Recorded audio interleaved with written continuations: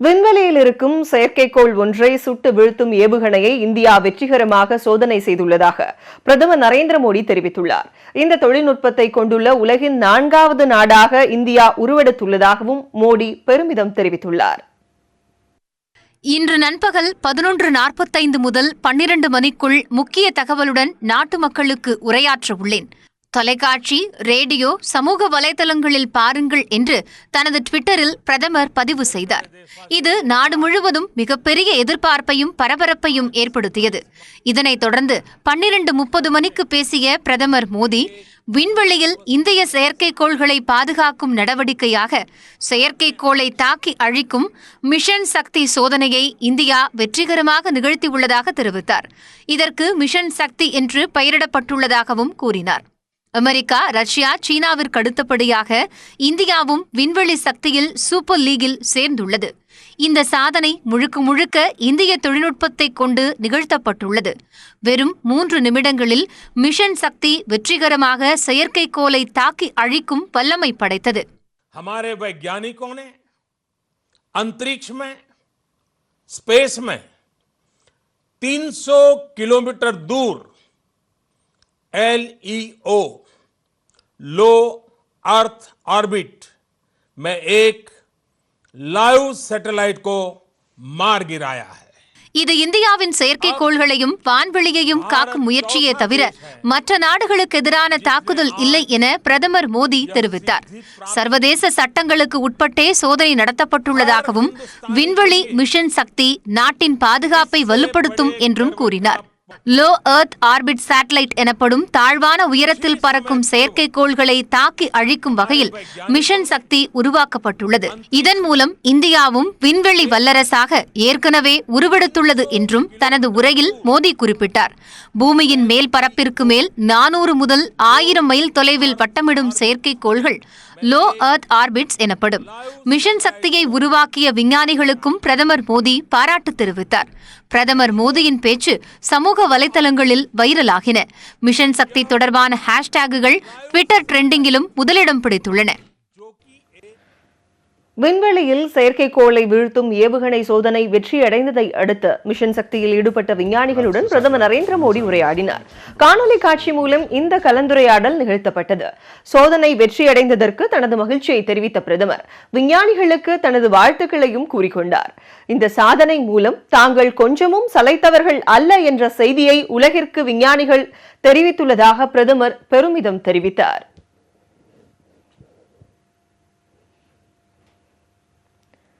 செயற்கைக்கோள் எதிர்ப்பு ஏவுகணை வெற்றிகரமாக நிகழ்த்தப்பட்டதை பிரதமர் நாட்டு மக்களுக்கு அறிவித்தது குறித்து எதிர்க்கட்சிகள் கடும் அதிருப்தி தெரிவித்துள்ளன. விண்வெளியில் செயற்கைக்கோளை சுட்டு வீழ்த்தும் மிஷன் சக்தி சோதனை குறித்து செய்தியாளர்களிடம் பேசிய நிதியமைச்சர் அருண் ஜேட்லி, எதிர்கால போர் இணையத்திலும் விண்வெளியிலும் தான் இருக்கும் என்றும் அதற்கு நாடு தயாராக இருப்பதாகவும் தெரிவித்தார்.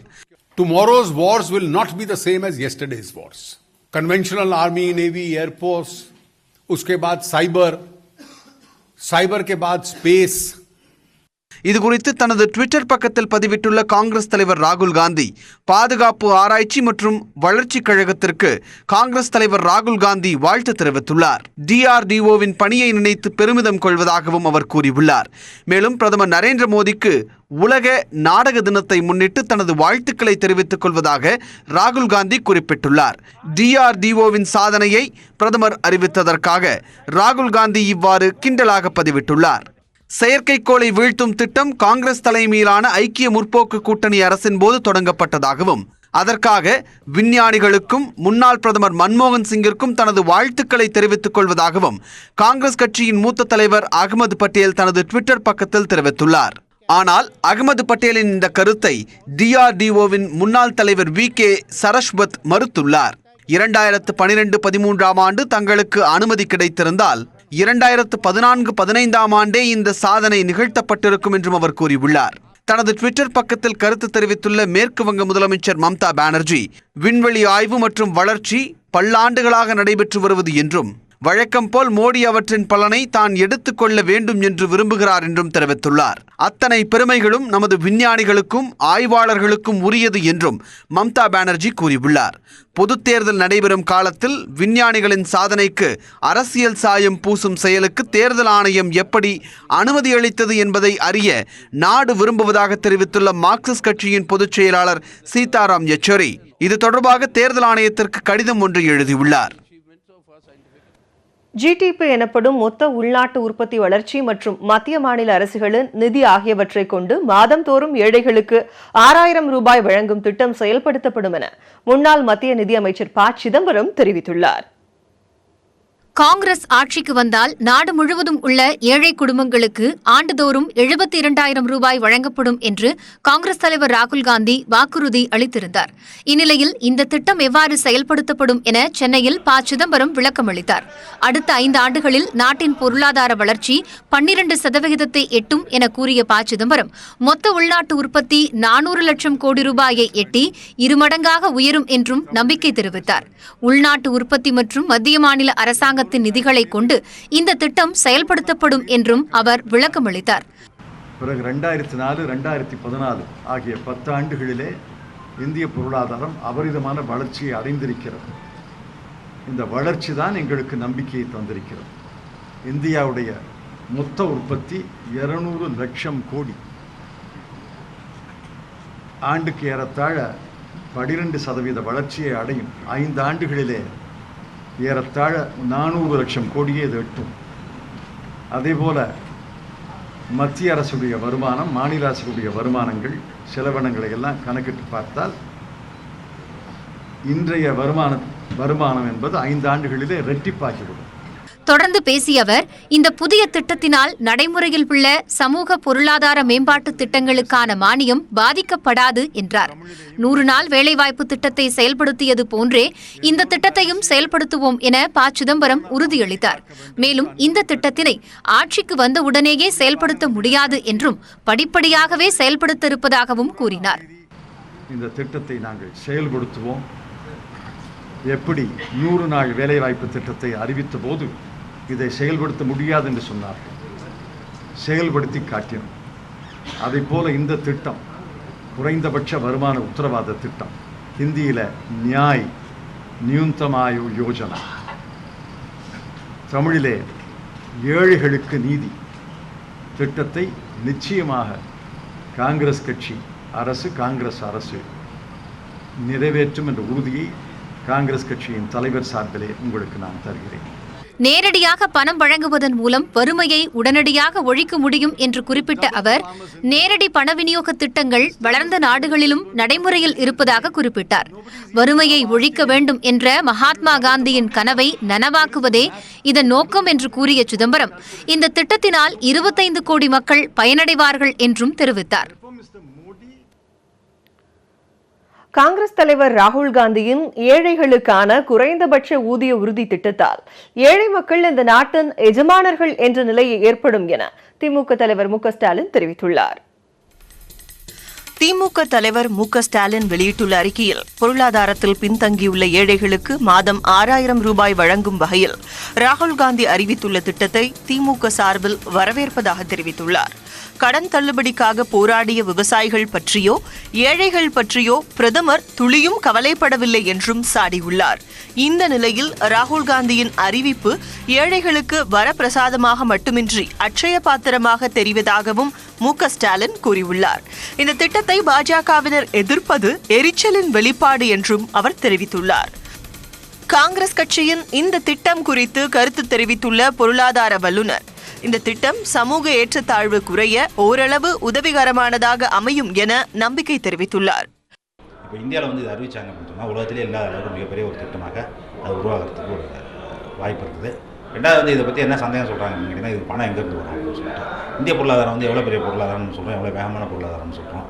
அதுலேருந்து இதுக்கு செலவு பண்ணுறது அவ்வளோ பெரிய ஒரு கஷ்டமாக இருக்காது. ஒன்று. ரெண்டாவது இப்போ நம்ம நாட்டில் பெருகிட்டு இருக்கக்கூடிய மிகப்பெரிய ஏற்றத்தாழ்வு, அந்த ஏற்றத்தாழ்வு மிக வேகமாக அதிகமாகிட்டு இருக்குது.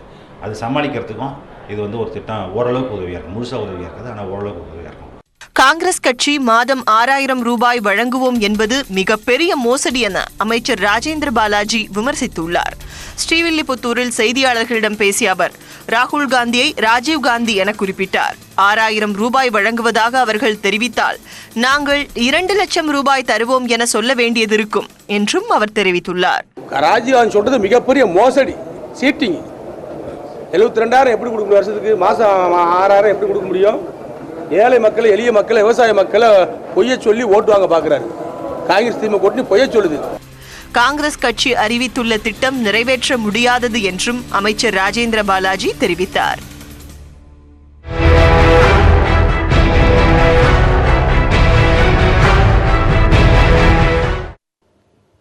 தமிழகத்தில் வேட்புமனுக்கள் மீதான பரிசீலனை நடைபெற்ற நிலையில் தமிழிசை, கனிமொழி உள்ளிட்டோரின் வேட்புமனுக்கள் சிறிய தாமதத்திற்கு பிறகு ஏற்றுக்கொள்ளப்பட்டன. கடலூரில் அமமுக வேட்பாளரின் வேட்புமனுவும், மானாமதுரை, காஞ்சிபுரத்தில் மக்கள் நீதி மய்யம் மற்றும் அதன் கூட்டணி கட்சியின் வேட்புமனுக்களின் மனுக்களும் நிராகரிக்கப்பட்டன.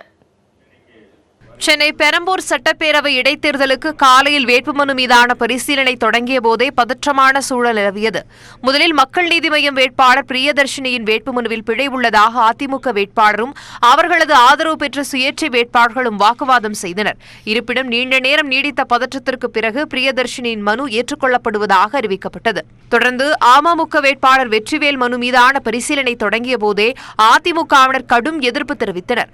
வெற்றிவேலின் மனுவில் பிழை உள்ளதாக கூறியவர்கள் பரிசீலனை நடந்த அறையிலேயே அமமுகவினருடன் மோதலில் ஈடுபட்டனர்.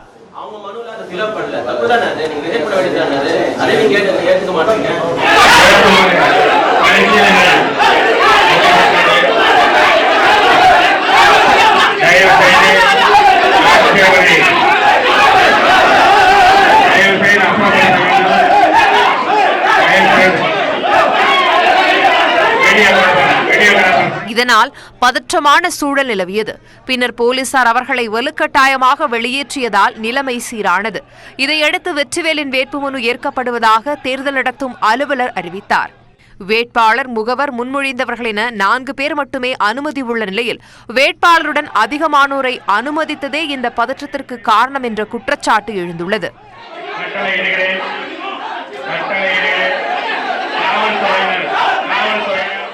தூத்துக்குடியில் களமிறங்கும் பாஜக வேட்பாளர் தமிழிசையின் வேட்புமனு சிறிது நேரம் நிறுத்தி வைக்கப்பட்டு பின்னர் ஏற்கப்பட்டது. பாரத் பெட்ரோலியம் நிறுவனத்தில் இயக்குநராக இருப்பது, கணவரின் வருமானம் மற்றும் குற்ற வழக்கு குறித்த தகவல் வேட்புமனுவில் இடம்பெறாததால் நிறுத்தி வைக்கப்பட்டதாகவும் அதன் பிறகு தீவிர பரிசீலனைக்கு பிறகு மனு ஏற்கப்பட்டதாகவும் கூறப்படுகிறது. இதேபோல் அதே தொகுதியில் போட்டியிடும் திமுக வேட்பாளர் கனிமொழியின் வேட்புமனுவும் சிறிது தாமதத்திற்கு பின் ஏற்றுக்கொள்ளப்பட்டது. B2 படிவத்தை நிரப்பாத காரணத்தினால் நிறுத்தி வைக்கப்பட்டு பின்னர் ஏற்கப்பட்டது. 10 பேருடன் தேர்தல் அதிகாரி அறைக்கு சென்று வேட்புமனு தாக்கல் செய்ததால் ஒசூர் இடைத்தேர்தலில் அதிமுக சார்பில் களமிறங்கும் ஜோதி பாலகிருஷ்ணா ரெட்டியின் மனுவை ஏற்கக்கூடாது என எதிர்க்கட்சிகள் வலியுறுத்தின. இதனால் தற்காலிகமாக நிறுத்தி வைக்கப்பட்டு பின்னர் ஏற்கப்பட்டது. தலைநகர் சென்னையை பொறுத்தவரை மத்திய சென்னையில் களமிறங்கும் திமுக வேட்பாளர் தயாநிதி மாறன், பாமக வேட்பாளர் சாம்பால் ஆகியோரின் வேட்புமனுக்கள் மீதான பரிசீலனையின் போது வருமானம் உட்பட பல்வேறு குளறுபடிகளை சுட்டிக்காட்டி எதிர்க்கட்சித் தரப்பில் ஆட்சேபனை தெரிவிக்கப்பட்டது. இதனால் அவர்களது மனுக்கள் மீதான பரிசீலனை தற்காலிகமாக நிறுத்தி வைக்கப்பட்டு பின்னர் 2 தரப்பினரின் ஆவணங்களை ஆராய்ந்து சரிபார்த்த பிறகு ஏற்கப்பட்டது. தமிழகத்திலேயே அதிகபட்சமாக 69 வேட்பாளர்கள் வேட்புமனு தாக்கல் செய்த தென்சென்னை தொகுதியில் அதிமுக வேட்பாளர் ஜெயவர்தன், திமுக வேட்பாளர் தமிழச்சி தங்கபாண்டியன், அமமுக வேட்பாளர் இசக்கி சுப்பையா, இந்திய குடியரசுக் கட்சி வேட்பாளர் பவர் ஸ்டார் ஸ்ரீனிவாசன் உள்ளிட்டோரின் வேட்புமனுக்கள் ஏற்கப்பட்டன. வடசென்னையில் கலாநிதி வீராசாமி, அழகாபுரம் மோகன்ராஜ் ஆகியோரின் மனுக்களும் ஏற்கப்பட்டன. தருமபுரி தொகுதியில் பாமக வேட்பாளர் அன்புமணி ராமதாஸ், திமுக வேட்பாளர் செந்தில்குமார் உள்ளிட்ட 23 மனுக்கள் ஏற்கப்பட்டதாகவும் சுயேட்சை வேட்பாளர்கள் 3 வேட்புமனு நிராகரிக்கப்பட்டதாகவும் தேர்தல் அலுவலர் மலர்விழி தெரிவித்தார். கடலூர் அமமுக வேட்பாளர் கார்த்திக் வேட்புமனு நிராகரிக்கப்பட்டது. அவரை முன்மொழிந்த 10 பேரில் 2 வாக்காளர் படிவத்தில் மாறுதல் இருந்ததால் கார்த்திக்கின் வேட்புமனு நிராகரிக்கப்பட்டது. வேட்புமனுவில் உரிய இடத்தில் கையொப்பம் இல்லாததால் மானாமதுரை தொகுதி இடைத்தேர்தலில் போட்டியிட தாக்கல் செய்த மக்கள் நீதி மய்ய கட்சியின் வேட்பாளர் ராமகிருஷ்ணன் வேட்புமனு நிராகரிக்கப்பட்டது. மக்கள் நீதி மய்யத்துடன் கூட்டணி அமைத்துள்ள இந்திய குடியரசுக் கட்சியின் வேட்பாளர் தங்கராஜ் காஞ்சிபுரம் மக்களவைத் தொகுதியில் போட்டியிட வேட்புமனு தாக்கல் செய்திருந்தார். ஆனால் மனுவில் உரிய ஆவணங்கள் இல்லாததால் அவருடைய வேட்புமனு தள்ளுபடி செய்யப்பட்டது. இவர்களை தவிர சிதம்பரத்தில் போட்டியிடும் விடுதலை சிறுத்தைகள் கட்சித் தலைவர் திருமாவளவன், தென்காசியில் களமிறங்கும் புதிய தமிழகம் கட்சித் தலைவர் கிருஷ்ணசாமி, சிவகங்கையில் பாஜக வேட்பாளர் H. ராஜா, காங்கிரஸ் வேட்பாளர் கார்த்திக் சிதம்பரம், தேனியில் O. பன்னீர்செல்வத்தின் மகன் ரவீந்திரநாத் ஆகியோரின் வேட்புமனுக்கள் ஏற்கப்பட்டன. தமிழ்நாட்டிற்கும் இந்திய தேசத்திற்கும் இந்திய நாட்டை ஆளக்கூடிய தகுதி கொண்ட ஒரே பிரதமர் One Congress leader talks of killing Modi. எதிர்க்கட்சியாக இருக்கும் போதே திமுகவினரின் அராஜகம் எல்லை மீறுவதாக முதலமைச்சர் எடப்பாடி பழனிசாமி கூறியுள்ளார். ஜெயலலிதா இருந்திருந்தால் O. பன்னீர்செல்வத்தின் மகனுக்கு சீட் கிடைத்திருக்குமா என திமுக தலைவர் மு க ஸ்டாலின் கேள்வி எழுப்பியுள்ளார். தென்சென்னை தொகுதியில் போட்டியிடும் அதிமுக வேட்பாளர் ஜெயவர்தனை ஆதரித்து சென்னை கந்தன்சாவடியில் முதலமைச்சர் எடப்பாடி பழனிசாமி பரப்புரை மேற்கொண்டார். அப்போது அழகு நிலையத்திற்கு புகுந்து தாக்குதல், உணவகத்தில் சாப்பிட்டு விட்டு பில் கேட்டால் தாக்குதல் என்று திமுகவினரின் அராஜகம் தற்போதே எல்லை மீறுவதாக குறிப்பிட்டார். ஸ்டாலின் போய் திண்டுக்கல்ல பேசியிருக்கார். சிலை தடுப்புக்கு ஒரு தனி பிரிவை கொடுக்கணும். ஏற்கனவே பொன்மனச்சம்பல் புரட்சித் தலைவர் எம்ஜிஆர் இருக்கின்ற காலத்திலே சிலை தடுப்பு பிரிவு ஒன்று ஏற்படுத்தப்பட்டு விட்டது. அது கூட தெரியாம பேசியிருக்காரு. அது சிலை பாதுகாப்புக்கு அங்கங்கே நீதிமன்ற உத்தரவுப்படி அறைகள் கட்டப்பட்டு வருகிறது. அவை சிலை தடுப்பு பிரிவுக்கு என்று தனி பிரிவை ஏற்படுத்திய கட்சி அனைத்து இந்திய அண்ணா திராவிட முன்னேற்ற கழக அரசு. முதலமைச்சர் பரப்புரையால் கந்தன்சாவடி, துரைப்பாக்கம், பல்லாவரம், ரேடியல் சாலை, OMR சாலையில் போக்குவரத்து பாதிக்கப்பட்டது. பள்ளி, கல்லூரிக்கு செல்லக்கூடிய மாணவ மாணவிகள், பணிக்கு செல்பவர்கள் என்று பலரும் அவதிக்கு ஆளாகினர். கந்தன்சாவடியை தொடர்ந்து திருக்கழுக்குன்றத்தில் காஞ்சிபுரம் வேட்பாளர் மரகதம் குமரவேல், திருப்பூர் இடைத்தேர்தல் வேட்பாளர் ஆறுமுகத்தை ஆதரித்து முதலமைச்சர் வாக்கு சேகரித்தார். தேனி மாவட்டம் பெரியகுளத்தில் காங்கிரஸ் வேட்பாளர் EVKS இளங்கோவன் மற்றும் பெரியகுளம் இடைத்தேர்தல் வேட்பாளர் சரவணகுமாரை ஆதரித்து திமுக தலைவர் மு க ஸ்டாலின் பிரச்சாரம் செய்தார். அப்போது O. பன்னீர்செல்வத்தின் மகன் என்பதை தவிர ரவீந்திரநாத்துக்கு வேறென்ன தகுதி உள்ளது என்றும் கேள்வி எழுப்பினார். OPS மகனுக்கு இந்த தொகுதியை இன்றைக்கு வழங்கியிருக்கிறார்கள். OPS மகன் என்ற தகுதியை தவிர வேற ஏதாவது தகுதி அந்த வேட்பாளருக்கு உண்டா? அதை சொல்ல முடியுமா? இருக்கலாம், மர்மமான பிரச்சனைகள் இருக்கலாம், சொல்ல முடியாத விஷயங்கள் இருக்கலாம். அதையெல்லாம் இன்றைக்கு இந்த மேடையில் வெளிப்படையாக சொல்ல முடியாது. மனதில் பட்டதை தைரியமுடன் பேசுபவர் EVKS இளங்கோவன் என்று ஸ்டாலின் புகழாரம் சூட்டினார். தொடர்ந்து தேனியில் நடைபெற்ற பிரச்சார கூட்டத்திலும் ஸ்டாலின் பங்கேற்று உரையாற்றினார். கள்ளக்குறிச்சி தொகுதியில் களம் காணும் தேமுதிக வேட்பாளர் LK சுதீஷை ஆதரித்து துணை முதலமைச்சர் O. பன்னீர்செல்வம் பிரச்சாரம் செய்தார். அப்போது காவிரி, முல்லை பெரியார் விவகாரத்தில் திமுக எந்த நன்மையும் செய்யவில்லை என்று குற்றம் சாட்டினார். ஸ்டாலினின் நாடகத்தை தமிழக மக்கள் நம்ப மாட்டார்கள் என்றும் இதற்கு கடந்த சட்டமன்ற தேர்தலில் அதிமுக பெற்ற வெற்றியே உதாரணம் என்றும் O. பன்னீர்செல்வம் தெரிவித்தார். அப்புறம் டீ கடையில் உட்காந்து டீ குடிக்கிற மாதிரி ஏமாத்தினாரு. டீ கடையில் உட்காந்து ஏமாத்த நம்ம டீ கடையை நடத்திருக்கிறேன். இது புரியா? மக்களை எப்படியாவது ஏமாத்தலான்னு பலவித வேஷங்கள் அலைஞ்சாரு. ஆனா மக்கள் சரியான தீர்ப்பை 32 ஆண்டுகளுக்கு முன்னாலே ஆண்ட கட்சி மீண்டும் ஆளுகின்ற உரிமையை மாண்புமிகு இதே டாக்டர் புரட்சித்தலைவி அம்மாவை தான் தந்தாங்க மக்கள். இதனைத் தொடர்ந்து விழுப்புரம் பாமக வேட்பாளர் வடிவேல் ராவணனை ஆதரித்தும் O. பன்னீர்செல்வம் வாக்கு சேகரித்தார். மக்களின் அதிருப்தி காரணமாகவே அமைச்சர் ஜெயக்குமார் தமது மகனை தென்சென்னையில் நிறுத்தி இருப்பதாக அம்மா மக்கள் முன்னேற்ற கழக துணை பொதுச் செயலாளர் TTV தினகரன் விமர்சித்துள்ளார். அமமுக வேட்பாளர்களை ஆதரித்து TTV தினகரன் பிரச்சாரம் செய்ய தொடங்கியுள்ளார். முன்னதாக சென்னை மெரினா கடற்கரையில் உள்ள ஜெயலலிதா நினைவிடத்திற்கு சென்ற அவர் மலர் தூவி மரியாதை செலுத்தினார். அவருடன் அமமுக நிர்வாகிகளும் மலர் தூவி மரியாதை செலுத்தினர். தொடர்ந்து ராயபுரம் கல்மண்டபத்தில் வடசென்னை வேட்பாளர் சந்தான கிருஷ்ணனை ஆதரித்து தினகரன் பிரச்சாரம் செய்தார். அப்போது மத்தியிலும் மாநிலத்திலும் மக்கள் விரோத ஆட்சி நடைபெற்றுக் கொண்டிருப்பதாகவும் விரைவில் மாற்றம் ஏற்படும் என்றும் கூறினார். அமைச்சர் ஜெயக்குமார் தமது சொந்த தொகுதி அடங்கிய வடசென்னையை விட்டுவிட்டு தென்சென்னை தொகுதியில் மகனை நிறுத்தியுள்ளதாகவும் இதற்கு அவர் மீதான மக்களின் அதிருப்தியே காரணம் என்றும் குற்றம் சாட்டினார். தொகுதியைச் சேர்ந்த சட்டமன்ற உறுப்பினர் தினமும் தொலைக்காட்சியிலே வந்து எத்தனை செய்திகளை தமிழ்நாட்டு மக்களுக்கு சொல்லிக் கொண்டிருக்கிறார். அவரது சொந்த பகுதியான காசிமேட்டிலேயே RK நகரிலே அவருக்கு டெபாசிட்டை இழந்தார்கள். ஆனால் அவர்கள் இன்றைக்கு வாயிலேயே பேசிக் கொண்டிருக்கிறார்கள். இங்கே நிற்க திராணி இல்லாமல் அவரது மகனை கொண்டு போய் தென்சென்னையிலே நிறுத்தியிருக்கிறார்கள் என்றால் எத்தனை பயம் அவர்கள் ராயபுரம் மக்களை பார்த்து என்பது. தேர்தல் பரப்புரையின் போது பிரதமர் மோடியையும் பாஜகவையும் புகழ்ந்து அமைச்சர்கள் வாக்கு சேகரித்து வருகின்றனர். மதுரை அவனியாபுரத்தில் தேர்தல் அலுவலக திறப்பு விழாவில் பேசிய செல்லூர் ராஜு, மோடிக்கு தான் எங்களால் பெண் கேட்டு செல்ல முடியும், திமுக கூட்டணியில் மாப்பிள்ளை யார் என்பதை தெரியவில்லை என்றும், நரேந்திர மோடி தான் எங்கள் வீட்டு மாப்பிள்ளை என்றும் கூறினார். திமுக அதிமுக கட்சிகளில் மாறி மாறி சவாரி செய்த மார்க்சிஸ்ட் கட்சி ஒரு நோஞ்சான் கட்சியாக மாறிவிட்டதாக கேலி செய்தார். தேர்தல் முடிந்ததும் தமிழக அரசு அறிவித்த 2000 ரூபாயும் மத்திய அரசு அறிவித்த 6000 ரூபாயும் வீடு தேடி வரும் என்றார். எங்க மாப்பிள்ளை மோடிக்கு, எங்க மாப்பிள்ளைக்கு மோடிஜிக்கு இதை கொடுங்க, ஓட்டு போடுங்க, எங்க மோடிஜி கொடுத்தீங்கன்னா இந்த மாதிரி செய்வாரு அப்படின்னு சொன்னோம். நீங்க என்ன சொல்றீங்க, எங்களுக்கு ஓட்ட போடுங்க, ஆக நான் கூட எங்களுக்குள்ள தேர்ந்தெடுக்கப்பட்டு நாங்க ஒரு பொண்ணை கட்டிக்கிறோம் அப்படின்னா, ஒரு பொண்ணை கட்டிக்கிறதுக்கு இத்தனை பாக்குற நம்ம தாய்மார்கள் கேட்டா, ஏக்கா தங்கச்சி நம்ம கொடுப்போமாப்பா, கொடுப்போமா, யாராச்சும் ஒருத்தர் கட்டிக்கிற பொண்ணை கொடுப்போமா, நாங்க எல்லாரும் சேர்ந்து வந்திருக்கோம், அதனால நாங்க இந்த நாட்டை போறோம், எங்களுக்குள்ள நாங்க பிரதமரை தேர்ந்தெடுக்கிறோம், என்னடாப்பா கேப்பையில நெய்யோடு கேப்பாரு புத்தியங்கள் போகுதுன்னு சொல்லுவாங்க. அந்த அளவுக்கு நம்ம ஊர்ல பழமொழி, நான் அதை கூட தப்பா நினைச்சுக்கிறாங்க, எங்க ஊருக்காரங்க பழமொழியை தப்பா சொல்றாங்க, இந்த மாதிரி சொல்ல முடியாது. அது மாதிரி இன்னைக்கு அவங்களுக்கு ஓட்டு போட மக்கள் தயார் இல்லை. விருதுநகர் மாவட்டம் ஸ்ரீவில்லிபுத்தூரில் விழா ஒன்றுக்கு பிறகு செய்தியாளர்களை சந்தித்த அமைச்சர் ராஜேந்திர பாலாஜி நடிகர் உதயநிதி ஸ்டாலினின் கருத்துக்கு பதிலளித்துள்ளார். நேற்று சென்னையில் பேசிய உதயநிதி பிரதமர் மோடியை வில்லன் என்றார். இதற்கு பதிலளித்துள்ள அமைச்சர் ராஜேந்திர பாலாஜி, மோடியை கதாநாயகன் என்றும், மோடி ஒரு ஸ்டண்ட் மாஸ்டர் எனவும், பிரச்சனை என்றால் மல்லுக்கட்டும் மல்யுத்த வீரர் என்றார்.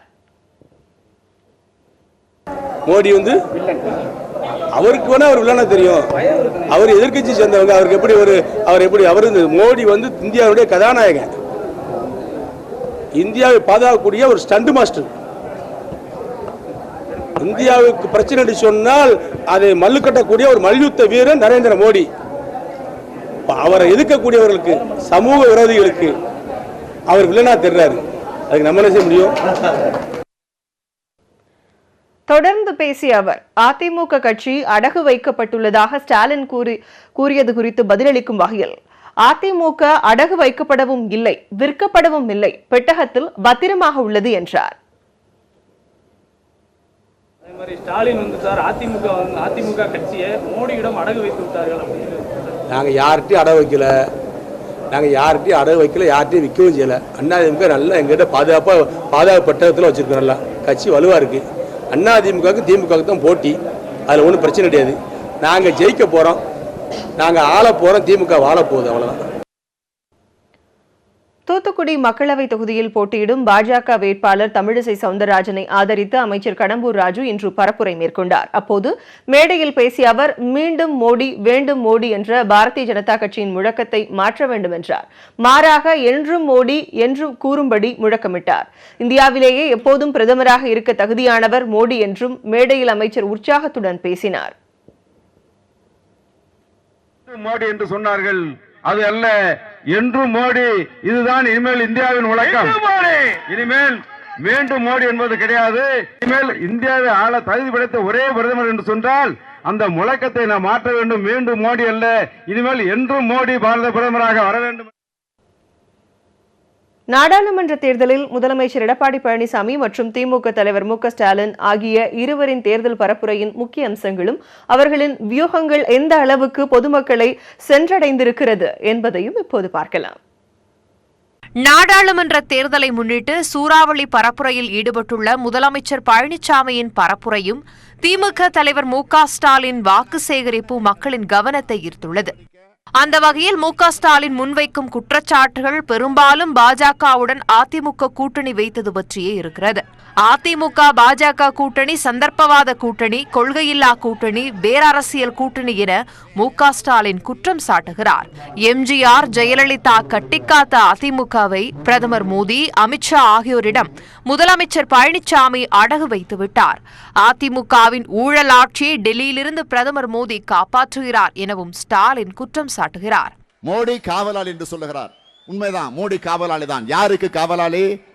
விஜயமல்யாவுக்கு காவலாளியாக இருக்கிறார், எடப்பாடிக்கு காவலாளியாக இருக்கிறார், விஜயபாஸ்கருக்கு காவலாளியாக இருக்கிறார், பொள்ளாச்சியில 200க்கும் மேற்பட்ட இளம்பெண்கள் பாலியல் தொல்லைக்கு ஆளாகி அதிலே பல பேர் தூக்கு போட்டுக்கொண்டு தற்கொலை செய்து கொண்டு மாண்டு போயிருக்கிறார்களே, அந்த குற்றவாளிகளை கண்டுபிடிப்பதற்கு துணையாக நின்று பணியாற்ற வேண்டிய அவர், ஆனால் அந்த குற்றவாளிகளுக்கெல்லாம் பாதுகாப்பாக ஒரு பாதுகாவலாளியாக மோடி அவர்கள் இருந்து கொண்டிருக்கிறார், தவிர வேற அல்ல. கஜா புயல் சேதங்களை முதலமைச்சர் பழனிசாமி உடனே சென்று பார்க்கவில்லை என்றும், திமுக ஆட்சி வந்ததும் ஜெயலலிதா மரணம் குறித்த உரிய விசாரணை நடத்தப்படும் எனவும் ஸ்டாலின் தனது பிரச்சாரத்தில் தொடர்ந்து கூறி வருகிறார். மத்தியிலும் மாநிலத்திலும் ஆட்சி மாற்றத்திற்கு பிறகு கோடநாடு கொலை கொள்ளை வழக்கில் உண்மை குற்றவாளிகள் தண்டிக்கப்படுவது உறுதி எனவும் ஸ்டாலின் கூறுகிறார். ஜெயலலிதாவுடைய மரணத்துக்கு பின்னணியில யார் யார் இருந்திருக்கிறார்கள், அவர்கள் அத்தனை பேரையும் விசாரித்து கண்டுபிடித்து அதற்குரிய தண்டனையை உறுதியாக வழங்கப் போவது இந்த ஸ்டாலின் தான் என்பதை நான் அழுத்தம் திருத்தமாக குறிப்பிட விரும்புகிறேன்.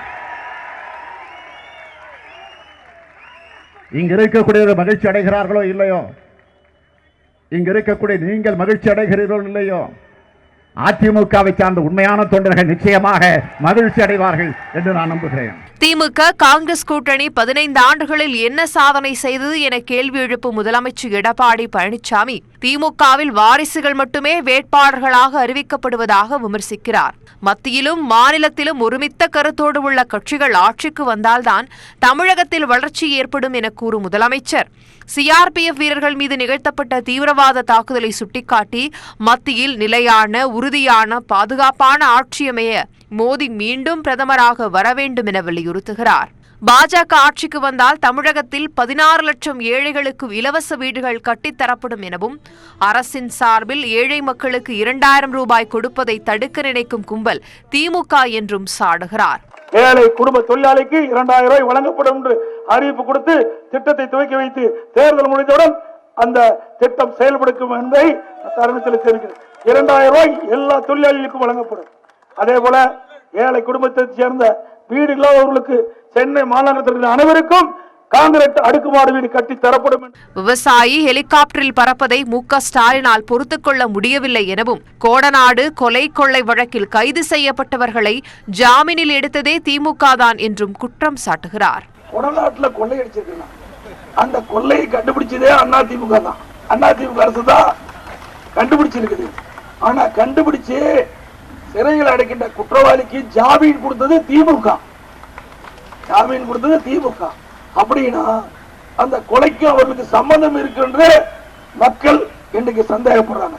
அதிமுக ஆட்சியில் ஊழல் என்பதை பூத கண்ணாடி வைத்து பார்த்தாலும் நிரூபிக்க முடியாது என்பதும் முதலமைச்சர் பழனிசாமியின் பிரச்சாரத்தில் தொடர்ந்து பேசப்படும் வார்த்தைகள். எட்டதிக்கும் இன்று தொடர்கிறது. திருப்பரங்குன்றம், அரவக்குறிச்சி மற்றும் ஒட்டப்பிடாரம் தொகுதிகளுக்கான இடைத்தேர்தல் நடத்த கோரிய வழக்கு நாளை உச்சநீதிமன்றத்தில் விசாரணைக்கு வருகிறது. தமிழகத்தில் 18 சட்டப்பேரவை தொகுதிகளுக்கான இடைத்தேர்தலுடன் திருப்பரங்குன்றம், அரவக்குறிச்சி மற்றும் ஒட்டப்பிடாரம் ஆகிய தொகுதிகளுக்கும் இடைத்தேர்தல் நடத்த உத்தரவிடக் கோரிய மனு நாளை உச்சநீதிமன்றத்தில் விசாரணைக்கு வருகிறது.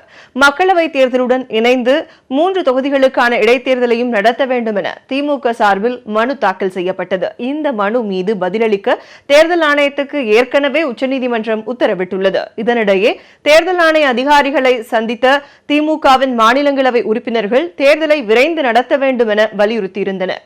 இந்நிலையில் இந்த வழக்கு உச்சநீதிமன்ற நீதிபதி எஸ்.ஏ. பாப்டே தலைமையிலான அமர்வு முன்பு நாளைக்கு விசாரணைக்கு வருகிறது.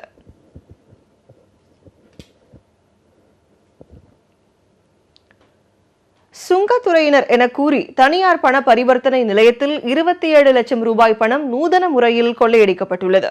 சென்னை எழும்பூர் தாய்சேய் நல மருத்துவமனைக்கு எதிரே உள்ள பிரின்ஸ் பிளாசாவில் ஆஷா இன்டர்நேஷனல் ஃபெரெக்ஸ் என்ற தனியார் பண பரிவர்த்தனை மையம் செயல்பட்டு வருகிறது. இந்த நிறுவனத்தை காஜா மொய்தீன் மற்றும் அமித் மீரான் ஆகியோர் நடத்தி வருகின்றனர். நேற்று இரவு இந்த நிறுவனத்திற்கு சென்ற 7 பேர் கொண்ட குழு தங்களை சுங்கத்துறையினர் என கூறிக்கொண்டு சோதனை நடத்தினர். அப்போது சட்டத்துக்கு புறம்பாக பண பரிவர்த்தனை நடப்பதாக மிரட்டிய அந்த கும்பல் நிறுவன உரிமையாளர் காஜா மைதீன் மற்றும் நிறுவன ஊழியர்கள் நசீர் பஷீர் ஆகியோரிடமிருந்து 27 லட்சம் ரூபாயை கொள்ளையடித்துள்ளனர். இதையடுத்து அவர்கள் மூவரையும் காரில் ஏற்றிச் சென்ற அந்த கும்பல் தீவுத்திடல் அருகே இறக்கிவிட்டு தப்பி ஓடினர். இதனால் சந்தேகமடைந்த மூவரும் எழும்பூர் காவல் நிலையத்திற்கு சென்று புகார் அளித்தனர். இதுகுறித்து விசாரித்த எழும்பூர் போலீசார் சுங்கத்துறையினர் என கூறி பணம் பறித்த அனைவரும் போலியானவர்கள் என்பதை கண்டுபிடித்தனர். இதைத் தொடர்ந்து கொள்ளையர்களை பிடிக்க போலீசார் தீவிர விசாரணை மேற்கொண்டு வருகின்றனர். மன்னார்குடி அருகே பட்டாசு ஆலையில் ஏற்பட்ட வெடி விபத்தில் சிக்கி 6 பேர் நிகழ்விடத்திலேயே உயிரிழந்தனர். திருவாரூர் மாவட்டம் மண்ணை நகரில் பாமணி ஆற்றங்கரையோரம் சிங்காரவேலு என்பவருக்கு சொந்தமான பட்டாசு கிடங்கு மற்றும் பட்டாசு தொழிற்சாலை செயல்பட்டு வந்தது. 30 ஆண்டுகளுக்கும் மேல் செயல்பட்ட இந்த தொழிற்சாலையில் 8 தொழிலாளர்கள் வழக்கமான பணியில் இன்று ஈடுபட்டிருந்தனர். காலை 9 மணியளவில் திடீரென வெடிவிபத்து ஏற்பட்டதில் கிடங்கின் கட்டடம் தரைமட்டமானது. இதில் தொழிற்சாலை உரிமையாளர் சிங்காரவேலு, பாபு, மோகன், வீரையன், அறிவு மற்றும் சுரேஷ் ஆகிய 6 பேர் கட்டட இடிபாடுகளுக்குள் சிக்கி நிகழ்விடத்திலேயே உயிரிழந்தனர். மேலும் படுகாயமடைந்த ஷேக் அப்துல்லா மீட்கப்பட்டு மேல் சிகிச்சைக்காக தஞ்சை மருத்துவக் கல்லூரி மருத்துவமனையிலும், லேசான காயமடைந்த முத்து மன்னார்குடி மருத்துவமனையிலும் அனுமதிக்கப்பட்டனர். விபத்தை தொடர்ந்து நிகழ்விடத்திற்கு விரைந்த காவல்துறையினர் உயிரிழந்த 6 பேரின் சடலங்களை மீட்டு பிரேத பரிசோதனைக்காக அனுப்பி வைத்தனர். காலைல வேலைக்கு வந்தோம். வேலைக்கு வந்து நான் இப்போ வந்து சட்டையை கைட்டு உள்ளே மாட்டிட்டு வெளில வேலைக்கு வந்தேன். அப்போல்லாம் வெளில இருந்தோம். சவுண்டு கேட்டுச்சு. ஒரு 10 செகண்ட் தான் சத்தம் கேட்டுச்சு. நான் உள்ளேருந்து வெளில வரதுக்குள்ளே எல்லாமே முடிஞ்சிருச்சு. உள்ளே 6 பேர் வேலை பார்த்தாங்க. நாங்கள் 4 பேர் வெளில இருந்தாலும் நாங்கள் 2 பேருக்கு அடி 6 பேர் இறந்துட்டாங்க. திருவிழா நேரங்களுக்கு வந்து அதிகமாக வந்து வெடி தயார் பண்ணுவாங்க. இப்போ வந்து பங்குனி மாதம் திருவிழா, மன்னார்குடி ராஜகோபாலசாமி கோயில் திருவிழாங்கிறதுனால ஒரு 18 நாள் திருவிழா நடக்கும். அந்த திருவிழாவில் வந்து எப்போதும் டெய்லி வந்து எப்படியும் வந்து 2 மணி நேரம் வெடி வெடிக்கிற அளவுக்கு வெடி தயார் பண்ணுவாங்க. இப்போ வந்து 18 நாள் மண்டப வெடி தரவங்க வந்து ஆர்டர் கொடுத்துருப்பாங்க. அந்த ஆர்டர்லாம் தயார் பண்ணுறதுனால தான் இவ்வளோ பெரிய விபத்து. மற்றபடி திருவிழா இல்லை அப்படின்னு சொல்லியிருந்தா இந்த அளவுக்கு உயிர் சேதம் ஏற்பட்டிருக்காது. மேலும் சம்பவ இடத்தில் மாவட்ட காவல் கண்காணிப்பாளர் துரை நேரில் ஆய்வு மேற்கொண்டார். அத்துடன் விபத்திற்கான காரணம் குறித்து காவல்துறையினர் தீவிர விசாரணையில் ஈடுபட்டுள்ளனர். மன்னார்குடி, பட்டுக்கோட்டை, ஒரத்தநாடு, வலங்கைமான் பகுதிகளில் திருமணம், கோவில் திருவிழா போன்ற விழாக்களில் அதிக செலவில் வெடி வெடிப்பதை மக்கள் வழக்கமாக கொண்டுள்ளனர். இதை கருத்தில் கொண்டு இந்த பகுதிகளில் 50க்கும் மேற்பட்ட பட்டாசு தொழிற்சாலைகள் இயங்கி வருகின்றன. கோவையில் 5 வயது சிறுமி பாலியல் வன்கொடுமைக்கு உள்ளாக்கப்பட்டு கொலை செய்யப்பட்ட விவகாரத்தில் நாளை மாலை 3 மணிக்குள் குற்றவாளிகள் கைது செய்யப்படுவார்கள் என போலீசார் உறுதியளித்துள்ளனர். இதையடுத்து பெற்றோர் சிறுமியின் உடலை பெற்றுக் கொண்டனர்.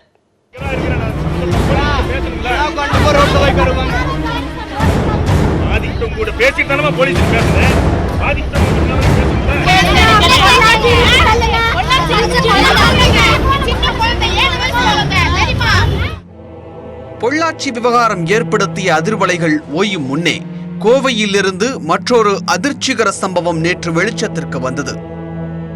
துடியலூரை அடுத்த பன்னிமடை கஸ்தூரி நாயக்கன் புதூரை சேர்ந்த துப்புரவு தொழிலாளியின் 5 வயது மகள் வீட்டிற்கு வெளியே விளையாடிக் கொண்டிருந்த போது திங்கட்கிழமை மாலை காணாமல் போனார்.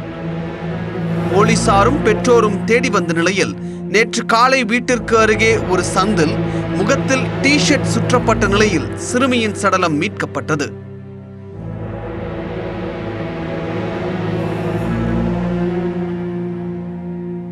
பிரேத பரிசோதனை அறிக்கையில் ஒரே நாளில் சிறுமி பலமுறை பாலியல் வன்முறைக்கு உட்படுத்தப்பட்டிருப்பது தெரிய வந்தது.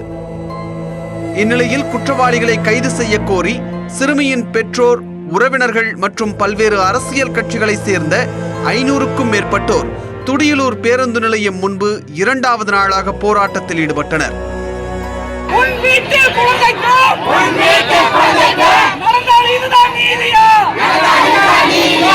இதனிடையே சிறுமியின் பெற்றோருடன் மாவட்ட ஆட்சியர் ராசாமணி, மாவட்ட காவல் கண்காணிப்பாளர் பாண்டியராஜன் ஆகியோரை ஜனநாயக மாதர் சங்கத்தினர் சந்தித்து மனு அளித்தனர்.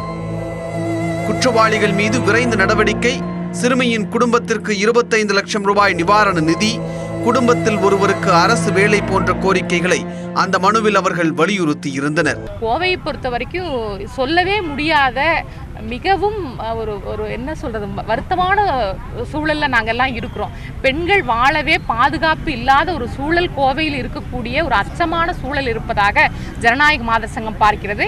நிச்சயமாக மிகப்பெரிய அளவில் நாங்கள் எங்களுடைய போராட்டத்தை தொடர முடிவு செய்திருக்கிறோம். இது தேர்தல் காலம், அதனால் இப்போ நாங்கள் நடவடிக்கை எடுக்க மாட்டோம், தேர்தல் காலம் ஆகவே நாங்கள் நிவாரண நிதி கொடுக்க மாட்டோங்கிறதெல்லாம் ஏற்றுக்கொள்ளவே முடியாது. தேர்தல் காலத்தில் ஒரு பேரிடர் நிகழ்ந்தால் அரசு நிர்வாகம் அப்படியே முடங்கி போயிருமா? அப்படித்தான் நாங்கள் நினைக்கிறோம். பெண்கள் மீதான தினம் தினம் நடக்கக்கூடிய குற்றங்கள் என்பது பேரிடராகத்தான் மாவட்ட நிர்வாகம் தமிழக காவல்துறையும் கருத வேண்டும் என்பது எங்களுடைய கருத்து.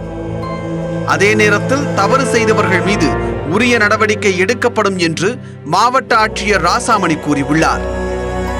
கோவை மாவட்டத்தில் வரும் காலங்களில் இது போன்ற தவறுகள் நிகழா வண்ணம் நடவடிக்கை எடுக்கப்படும் என்றும் அவர் உறுதியளித்துள்ளார். காவல்துறை மிக தீவிரமாக நடவடிக்கை எடுத்து வராங்க. ஆரம்ப கட்டத்தில் இருக்குது. அதற்கு மேலே இப்போ எனக்கு தகவல் சொல்கிறதுக்கு எதுவும் இல்லை. கண்டிப்பாக தவறு செய்தவர்கள் மீது எந்த தாட்சியனும் இன்றி நடவடிக்கை எடுப்பதற்கு மாவட்ட நிர்வாகமும் காவல்துறையும் போயிட்டு. மாவட்ட நிர்வாகம் மட்டுமல்ல, காவல்துறை மட்டுமல்ல, பல்வேறு சமூக அமைப்புகள், தன்னார்வ தொண்டு நிறுவனங்கள், இந்த குழந்தைகள் பாதுகாப்புக்காகவே பல்வேறு அரசு துறைகள் இருக்கிறது. அந்த துறைகள் இவர்களையெல்லாம் ஒன்றிணைத்து வரக்கூடிய காலங்களில் கோயம்புத்தூர் மாவட்டத்தில் இது மாதிரியான ஒரு சூழல் முழுக்க வராது அப்படிங்கிறதுக்கான சூழலை கொண்டு வரதுக்கு முயற்சி. சிறுமி விவகாரம் தொடர்பாக 4 ஆய்வாளர்கள் 6 உதவி ஆய்வாளர்கள் தலைமையில் தனிப்படை அமைக்கப்பட்டுள்ளது. பக்கத்து வீட்டு இளைஞரான விஜயகுமார் உட்பட 4 பேரிடம் விசாரணை நடைபெற்று வருகிறது. துடியலூரில் போராட்டம் நடத்தி வந்தவர்களுடன் போலீசார் பேச்சுவார்த்தை நடத்தி சமாதானப்படுத்தியதை அடுத்து 4 மணி நேர சாலை மறியல் நிறைவிற்கு வந்தது. ஆசையாய் வளர்த்த மகள் அலங்கோலமாய் இறந்த நிலையிலும் போலீஸ், போராட்டம், பேச்சுவார்த்தை, வாக்குறுதி என 2 நாட்கள் போன சூழலிலும் வேறெந்த சிறுமிக்கும் இந்த கதி வந்துவிடக்கூடாது என அந்த தாயின் குரல் மன்றாடுகிறது.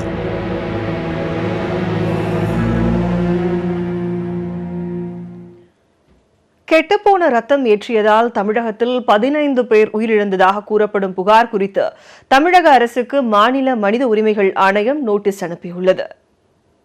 தருமபுரி மருத்துவக் கல்லூரி மருத்துவமனை மற்றும் கிருஷ்ணகிரி ஹுசூர் மாவட்ட மருத்துவமனைகளில் செயல்பட்டு வரும் இரத்த வங்கிகளில் இருந்து ரத்தம் பெற்ற 15 பேர் உயிரிழந்ததை அடுத்து சம்பந்தப்பட்ட மருத்துவமனைகளின் 2 மருத்துவர்கள், 12 செவிலியர்கள், 4 ஆய்வக உதவியாளர்கள் மீது நடவடிக்கை எடுக்க மருத்துவ பணிகள் இயக்குநர் ருக்மணி உத்தரவிட்டுள்ளார்.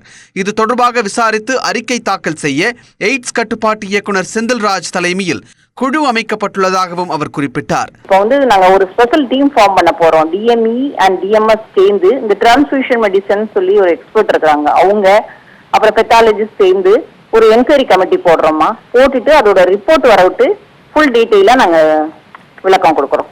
இதேபோல் அலட்சியமாக செயல்பட்ட மருத்துவத்துறையினர் மீது கிரிமினல் நடவடிக்கை எடுக்க மக்கள் நல்வாழ்வுத்துறை செயலாளர் பீலா ராஜேஷ் பரிந்துரைத்துள்ளார். இரத்த வங்கிகள் நியூக்ளிக் ஆசிட் பரிசோதனையை முறையாக செய்வதில்லை என்று கூறியுள்ள சமூக சமத்துவத்திற்கான டாக்டர்களின் சங்க தலைவர் ரவீந்திரநாத், உயிரிழந்தவர்களின் குடும்பத்திற்கு தலா 1 கோடி ரூபாய் இழப்பீடு வழங்க வேண்டும் என்று வலியுறுத்தியுள்ளார். இந்நிலையில் தமிழகம் முழுவதும் உள்ள 89 அரசு இரத்த வங்கிகளுக்கு சுற்றறிக்கை அனுப்ப மக்கள் நல்வாழ்வுத்துறை திட்டமிட்டுள்ளதாக தகவல் வெளியாகியுள்ளது. தானமாக பெறும் இரத்தத்தை முறையாக பராமரிப்பது குறித்து வழிகாட்டு நெறிமுறைகளை அனுப்பவும், அதன்படி முறையாக பராமரிக்காத இரத்த வங்கிகள் மீது கடும் நடவடிக்கை எடுக்கவும் மக்கள் நல்வாழ்வுத்துறை திட்டமிட்டுள்ளதாக தகவல்கள் தெரிவிக்கின்றன. இரத்தத்தை தானமாக வழங்குவோரிடம் HIV, TB போன்ற சோதனைகளை கண்டிப்பாக மேற்கொள்ளாவிட்டால் நடவடிக்கை எடுக்கப்படும் என்று தெரிகிறது. இதனிடையே கெட்டுப்போன ரத்தம் விவகாரத்தில் மக்கள் நல்வாழ்வுத்துறை பதிலளிக்க மாநில மனித உரிமைகள் ஆணையம் நோட்டீஸ் அனுப்பியுள்ளது. பத்திரிகை செய்தி அடிப்படையில் நோட்டீஸ் அனுப்பியுள்ள மாநில மனித உரிமைகள் ஆணையம் 2 வாரங்களுக்குள் பதிலளிக்க சுகாதாரத்துறை செயலாளருக்கு உத்தரவிட்டுள்ளது. இதனிடையே தருமபுரியில் செய்தியாளர்களை சந்தித்த தமிழக அரசு செவிலியர் சங்க பொதுச் செயலாளர் வளர்மதி இந்த விவகாரத்தில் முழுமையான விசாரணைக்கு முன்பே அசுத்த ரத்தம் ஏற்றப்பட்டதாக கூறுவதை ஏற்க முடியாது என்றார். மேலும் தமிழக அரசு மருத்துவமனைகளில் உள்ள அனைத்து இரத்த வங்கிகளிலும் சர்வதேச தரத்தில் செயல்படுவதாகவும் கூறியுள்ளார். எனவே இந்த விவகாரத்தில் இரத்த வல்லுநர்களை கொண்டு முழு விசாரணை நடத்த வேண்டும் என்றும் பொதுமக்கள் தேவையற்ற அச்சமும் குழப்பமும் அடைய தேவையில்லை என்றார்.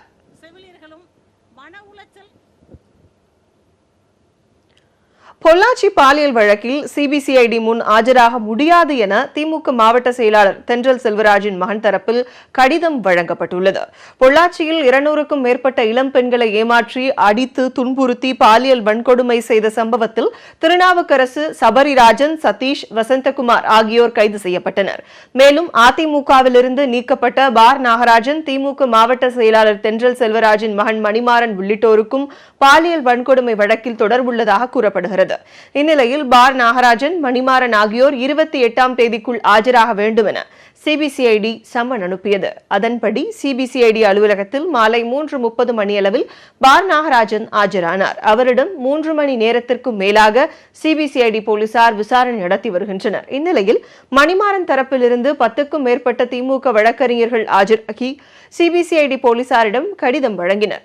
பொள்ளாச்சி வழக்கை சிபிஐ விசாரிக்க உயர்நீதிமன்றம் உத்தரவிட்டுள்ள நிலையில் யாரிடம் ஆஜராவது என்பது குறித்து தெளிவாக குறிப்பிடவில்லை என்று மணிமாறன் தரப்பில் தெரிவிக்கப்பட்டுள்ளது. சிபிஐ விசாரணைக்கு மணிமாறன் ஆஜராக தயாராக இருப்பதாகவும், ஆனால் சிபிசிஐடியிடம் ஆஜராக முடியாது என்றும் திமுக வழக்கறிஞர்கள் திட்டவட்டமாக தெரிவித்துள்ளனர்.